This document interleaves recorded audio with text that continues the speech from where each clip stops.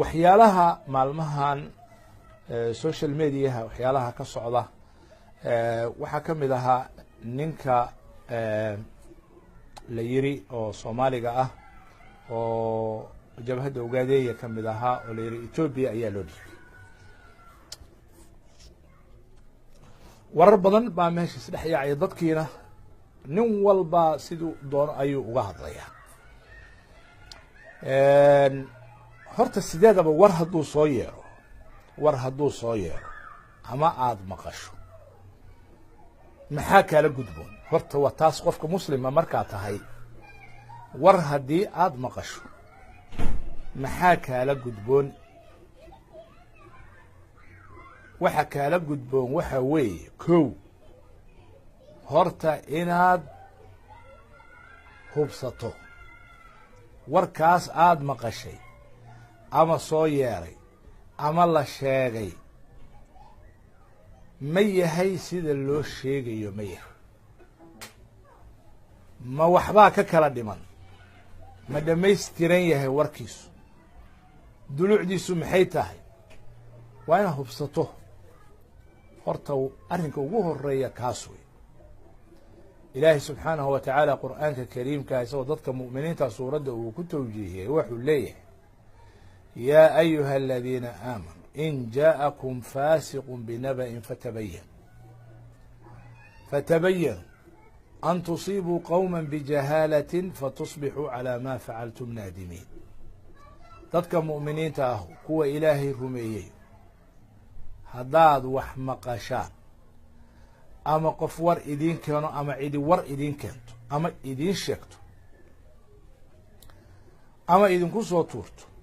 ama idinla timaado war hadday idinla timaado cidi ha iska qaadanin oo waxa ku dhisinina oo go-aamo ha ku dhisinina oo taas lama gaarin fatabayanu horta hubsada oo caddaysta macnaa waa inaad xogtiisa raadiso ood hubiso sidee u dhacay muxuu yahay ma jiraa wax ma ka jiraan miyaanay ka jirin waa in warka xaqiiqdiisa la ogaato markaad xaqiiqdiisa ogaato oo aad soo hubsato xaggee baad ka hubsanaysaa waxaad ka hubsanaysaa cidday khusaysay cidday khusayso baad ka hubsanaysaa qofkii waxaa laga sheegay inaad weydiiso inaad wax ka hubsato inaad wixii caddaysato baad ku hubsan kartaa oo warkii ka salgaarto kadib waxay imanaysaa markaad sidaa u hubsato oo aad caddaysato inaad marka wixii kaaga aadan si edebsan oo quruxsan oo maslaxadi ku jirto aada uga hadasho ama aada u tiraahdo cidda ay khusayso waayo waa muhim hadalka aada ridayso inuu noqdo hadal ujeedadiisu maslaxad tahay oo wax dhisaya ee aanu noqon hadal wax duminaya ama wax baabi'inaya ama wax kala fogeynaya ama dhibaato samaynaya arrinkan ninkan walaalka ah wararkii hadda meelaha ka socday jabhaddu war bay ka soo saartay dowladda soomaalida war baa ka soo yeeray kooban joornaaladu waxbay qoreen tviyadu waxbay sheegeen inahaas waa wax sheegid etoobiya laftigeeda waxbaa laga sheegay warar baa laga soo tabiyey waxaasoo dhan marka la isu geeyo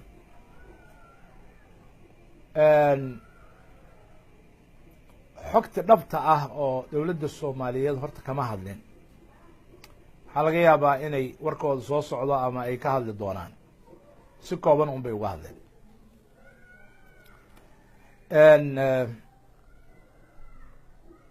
warka ah horta yani waxyaalaha qaarkood waa inaynu wax iska mutafaqa weeyano isla waafaqsana qof muwaadin ah oo Soomaaliya oo dalkiisii jooga oo dhulkiisii jooga ehelkiisii la jooga cid cadowgiisa ah oo dhib ku ah in qof kale u gacan geliyo arrin horta qof muslima uu aqbali karo maaha, arrin saxana maaha, arrin sharciga iyo caqliga iyo diinta ku banaanna maaha, xataa sharciga adduunyadana mid ku banaan maaha. taas waa mid laysla ogolyahay oo nebiga calayh salatu wasalaam wuxuu leeyahay qofka muslimka ah xaqa uu ku leeyahay almuslimu akhu lmuslim waxaa ka mida laa yuslimuhu ma dhiibo wax dhibaya uma dhiibo wax dhibaya uma dhiibo. waa arrin taasu cad, haddii ay dhacdona dadku dareenkooda inay ka cabiraan oo ka dhidhiyaan waa arrin ay leeyihiin, laakiin waxaa muhima in wax la hubsado ayaa muhima. saas ma u jirtaa oo ma tahay wax sax ah dowladda Soomaaliya inay ninkaas Soomaaliga ah isaga oo khasban u dhiibtay dowladda Ethiopia? taas horta inaan hubsano. anigu waxaan la xiriiray ilo muhiim ah oo dowladda ka mid ah, waayo dee sidii aan sheegaynay waa inaad wax hubsataa. ilahaasu muhiimka ahi waxa ay ii sheegeen waxaa weeye ninkan akhbaarta ku timi arrintiisu waxaa weeye wadahadal baa u socday isaga iyo Ethiopia. waa wararka iluhu sheegayaan, ilaahay iyo allahood. laakiin annagu haddii waxaan leenahay inaan u celino warka meeshiisa yacni ay ka imanayso oo asalka u ah. nimanka la leeyahay waxbay dhiibeen oo ah dowladda Soomaaliya, waxay leeyihiin ilahaasu ninkan wadahadal baa u socday isaga iyo Ethiopia inuu si nabadgelye ah ku tago. arrimaha siyaasadda way dhacdaa, jabhadaha way ka dhacdaa, qaar inay ka soo baxaan, qaar inay maaragtay la heshiiyaan. shalayba yacni taliyo weyn oo ka mid ahaan jiray shabaabka ayaa dowladda Soomaaliya u yimi oo xamar laga soo dejiyey. abu mansuur robo ayaa laga soo dejiyey. marka way dhacdaa oo wax gariib ah oo aan yani dhicin ma aha in jabhad qof ka soo baxo ama uu ra'yi kala qaato. horay bay u dhacday jabhado badan oo ka jiray Soomaalida ahaa oo ka dagaalamayay Ethiopia ay la heshiiyeen dowladda Ethiopia. okay, warku marka aan dhamaystira waxa weeye ilaa wareedkaas waxay leeyihiin ninka arrintaas saasay ahayd. dowladda Soomaalidu way fududaysay keliya, rabitaankiisa isagayna ahayd sidaas, warar u socday bayna ahayd isaga iyo Ethiopia. intaasuna anagu marinkii un baan fududaynay. waa sida warkooda uu yahay. ilaahay subxaanahu watacaala ayaa ku leh.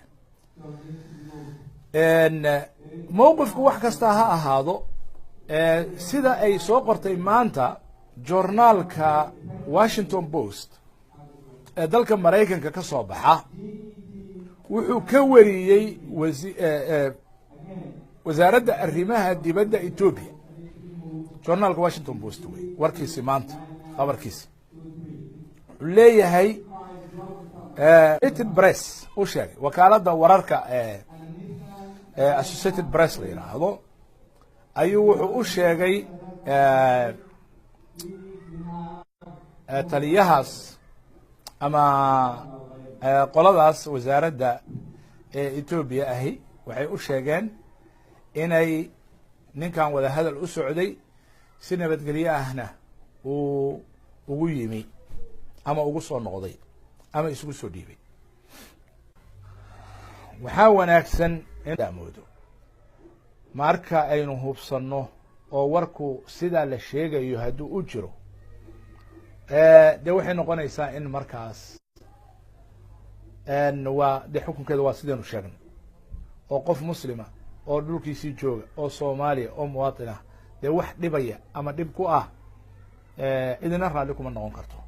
cidnana uma banaana, arrin sax ana maaha. haddii laakiin hawsha sidan kale way iska dhib badan tahaye arrimo kaleoo siyaasadii ay meesha ku jiraan ay tahay, haddee markaas walaalayaal ma fiicna in yacni qofku uu galo wax aan xogteeda ahayn ama aanu hubsanin. mar walbaba waxaa fiican waxyaalaha in la hubsado oo sidii ilaahayba subxaanahu wa tacaala ina yidhi si aan cidnana ayan loo dhibaatayn ama aan adigoon ogaan lahayn ayan dhibaato kaaga gaarin. intaa haddaan halkaa uga gudbo oo hubsashadaas uga gudbo, waa soomaali sita warjadaaba cakaaru iman, bimacnaa waxaa weeye wixii qarsooniba way soo bixi doonaan,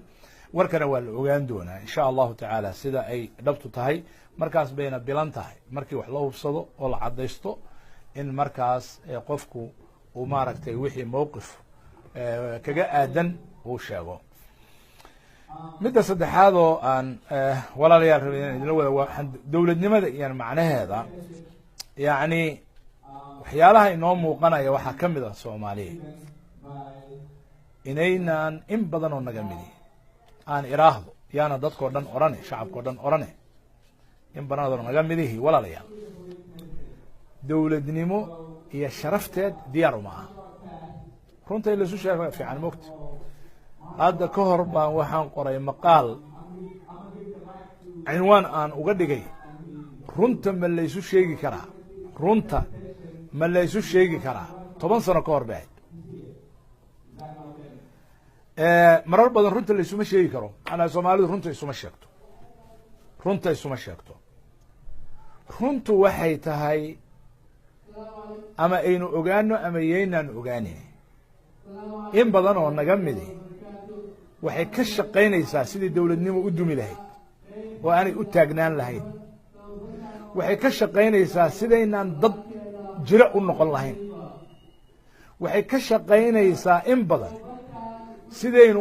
u ooli lahayn dhulkan hoosta aynu naallo sidaynu u ooli lahayn ayay in badani ka shaqaynaysaa. maxaa dhacay dheh, maxaa dhacay dheh. xogteeda waynu haynaa, idina waa haysaan. haddii cid maamul ah ama dowlad ahi ay dhaqaaqdo oo istiraahdo waxaan toosi, reer hebel halkaanu soo tubanayaa, subaxdii wuxuu taagan yahay ama madaxweynaha ama ra-iisul wasaaraha ama wasiirka ama maamulaha ama guddoomiyaha iridiisu taagan yahay, soo dhooban yahay. oday kama harin, nabadoon kama harin, ganacsade kama harin, xildhibaan kama harin, dhammaantood waa soo dhoobanayaan. war maxaa dhacay akhyaaray, maxaa idin waday saaka ninkan mas-uulkaa iridiisa loo soo xeelta waxaa loo soo taagay arrinkaas aad reer hebel ku samaysay niyahu mas-uulka ahi reer hebel ma qabto. war reer hebel goormaan aniga wax ku sameeyey, an reer hebel kama shaqeeye, ma qof baan shaqo ka cayriyey, ma mashruuc baan meelgeeyey. ha qof baad masalan shaqo ka cayrisay, haye oo hadda qofkaas hadduu mutaysto in shaqo laga cayriyo, ma arrin shaqaa mase waa arrin dowladnimo oo dhan loo baabi'iyo oo loo burburiyo oo qabiil yiraahdo intuu soo dhoobto xildhibaankiisii iyo wasiirkiisii iyo ganacsadihiisii iyo odayaashiisii intay soo dhoobtaan ninkii mas-uulka ah intay hor yimaadaan ay yidhaahdaan gush iyo gash ma leh, annaguna haddaanu reer qansaxnahay waaba ka baxaynaa dowladnimadiinaba, waaba ka soo horjeesanaynaaba. maxaa dhacay? sidee annaga nin reer hebelahoo naga mid ah waxaas iyo waxaas loogu samayn karaa? taasi waxay daliil u tahay walaalayaal, reerka waxaa samaynaya iyo dadka odayaasha ah waxaa samaynaya inaanay dowladnimo iyo qarannimo rabin, qiimana aanay la lahayn, macnona aanay la lahayn. qiimo lama laha dowladnimo. dowladnimo soomaaliyeed iyo qarannimo soomaliyeed macno lama leh. waxaa macno la leh qofkaas reerkiisa ah wixii uu la rabay ha helo bes. taas dantiisa iyo adiga dantaaduba labaduba waxay ku jiri karaan oo aad ku heli lahaydeen oo ku dhergi lahaydeen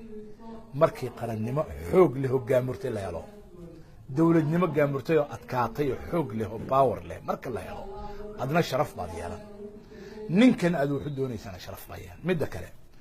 qof isagu dulmi ku dhacay ama shaqadiisii ka soo bixi kari waay ama shaqadaas aan u qalmin maxaa ugu doodaysa reernimo keliya maxaa ugu doodaysa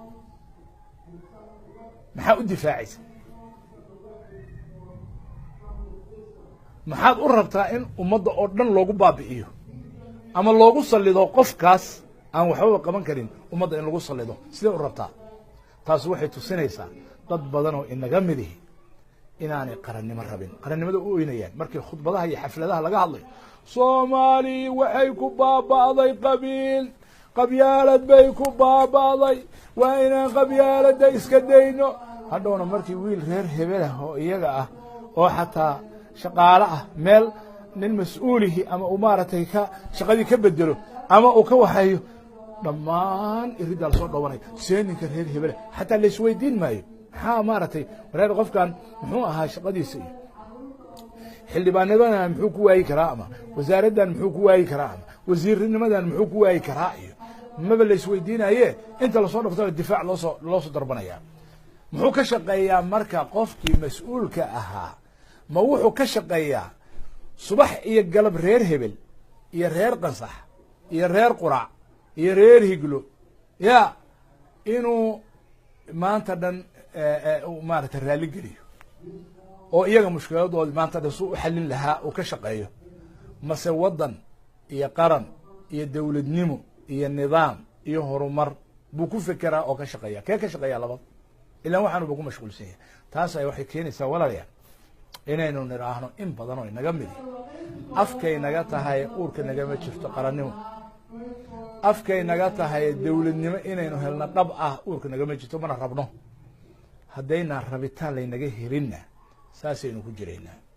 dowladnimona ma dhismayso dowladnina waxba ma qaban karto nin kastoo madaxweyneha u yimaado ama nin kastoo ra-iisa u yimaadaana waxba ma qaban karo muxuu qaban karaa caqabadahan aba hortaagan oo dadkan shacabkiisa ah oo soomaalida ah baan in badaniba rabin oo dadkoodii hormoodka u ahaa ay ka mid yihiin sidaas darteed anigu waxaan kula talin lahaa dadkan soomaalida ah weliba odayaashooda hay dhegaystaan ilaahay ou kelimadaanu ay gaartaay ha dhegaystaan odayaasha nabadoonnada iyo kaaba qabiilada ha dhegaystaan war qofna ha ku difaacinina oo qaran ha u duminina oo dowladnimo ha u duminina ilaahay intaad ka yaabtaan oo ka baqdaan oo ilaahay ka cabsataan qofkii mas-uulinana cariiri ha gelinina idinkoo u doodaya reer hebel iyo nin reer hebel iyo wiil reer hebela iyo arrin reer hebel iyo tuulo reer hebel idinkoo u doodaya qarannimada ha baabi'inina ilaahay ka baq war qarannimaad sharaf ku yeelan kartaan waxaan la yaabay soomaalidu kuma caqliyaysato miyaa walaalayaal 8 sano sidayna dhulka ugu dhacday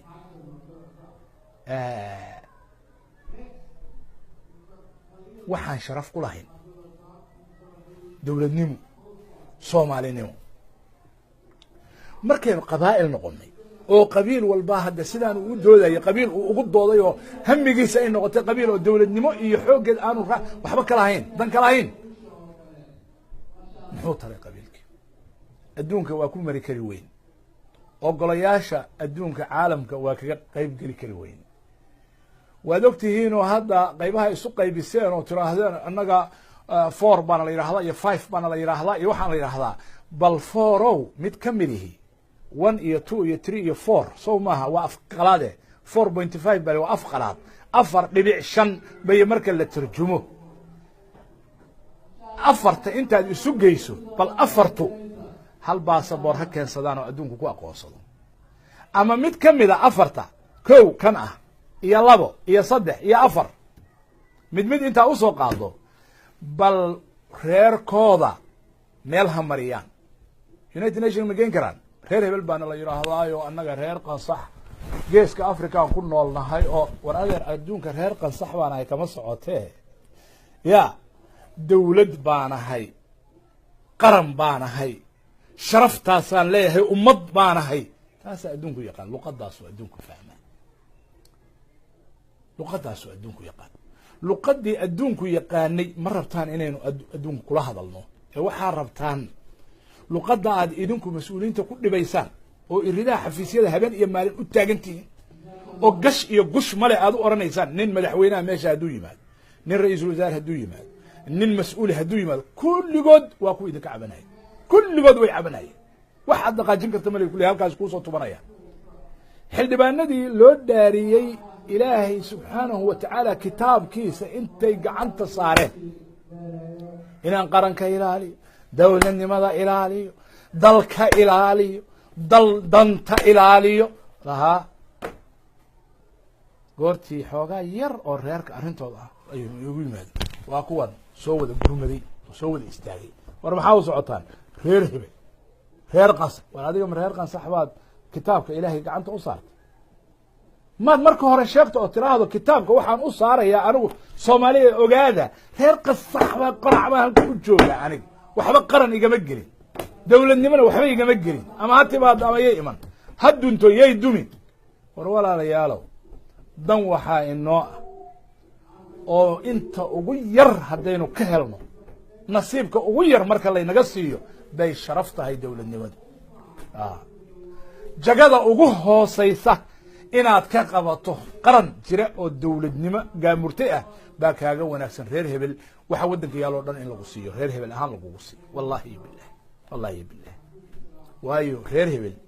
سان شيء أدونكو كوما اعترافي كوما مري كرت باسبور ورقد يركم قادن كرت ورير هبل لا يراهد بل وا كاسي انت اتيهين وتكفانا يسان رير هبل يا رير قصح يا رير قرع بل باسبور رير قصح لا يراهد أدونك همر بل ورقد لا يراهد رير قرع أدونك همرت هم معنا ميال wax macna ay leedahay warqadaas iyo calankaas iyo magacaasi naga dhaxay Soomaali la yiraahdo kaliya wax ku noqon karnaa marar badan baan iri wax Soomaalinimo ka hooseeya ha u daadegin oo ha aqbalin hadaa xildhibaan tahay iyo hadaa oday tahay odayaasha kaaba qabiilada ah qabiilkaagu wuxuu wax ku noqon karaa Soomaali haday wax noqoto wallahi billahi tallahi in qabiilkaagu waxba noqonay xoolaha ugu badan wadanka haduu qaato waxba noqon maayo runta ku sheeg dhulka ugu badan iyo badda iyo bariga hadii lagu siiyo reerkiina la siiyo wallahi inaan waxba ku tarin marka hore waa xaraan marka dambena waa sharaf dhac oo reer hebel u bad noqonaysa tuulada ku nool wax kala noqonayso mar adduunkana sharaf kuma yeelanayso war magacaas kaliya been wax ku yeelan karnaa walaalayaal ma wada ilaashanaa inaynu ilaashanaa wanaagsan dadka mas'uuliyadda hayana lagu taageero inta ay ka shaqeynayaan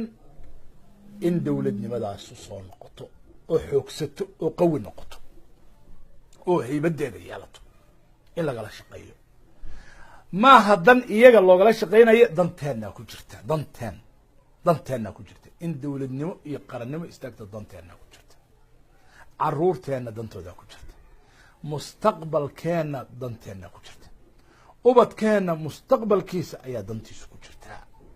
inaynu taageerno dawladnimo weyn oo gaamurta akhtaa waa ka dhacaysa qalad waa ka dhacaya dawladnimo qalad waa dhacaya meel aan qalad ka dhacayn ma jiro laakiin waa in laga raacaa danta guud oo ah in dawladnimo qawi ah la helo wadadeedii hadii la saaran yahay lagu socdo walaalayaal in la tabantaabiyo oo la ilaaliyo oo la dhowro oo laga shaqeeyo oo la xoojiyo oo dhammaanteen odayaal xildhibaano wasiiro ku xigeeno ganacsato dadka indhaha u ah yani ummadda iyo mujtamaca uu ku hiranayo khaasatan inay ka shaqeeyaan arrinkaas baynu ku gaari karnaa nolol haddii kale dhammaanteen dulinimada aynu aragnay oo dhadhaminay oo ka dheregnay ilaa aynu sanka ka soo daacnay ayaynu ku jiraynaa runtaynu su sheeg